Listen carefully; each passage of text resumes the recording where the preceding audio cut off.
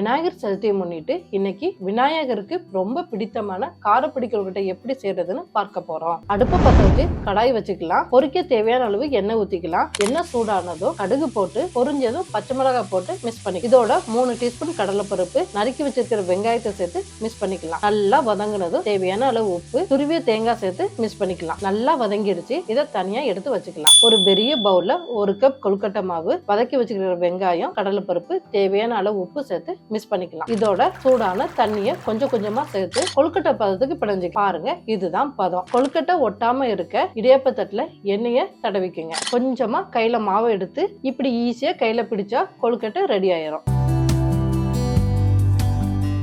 அடுப்பு பத்த வச்சு இட்லி பாத்திரத்துல 3 கிளாஸ் தண்ணி ஊத்தி இருக்கிறேன். தண்ணி கொதிச்சதும் கொழுக்கட்டை எடுக்கிற இடியாப்ப தட்டை உள்ள வச்சு மூடி 10 நிமிஷம் ஆயிருச்சு. திறந்து பார்ப்போம். அருமையா காரப்பிடி கொழுக்கட்டை ரெடி ஆயிருச்சு.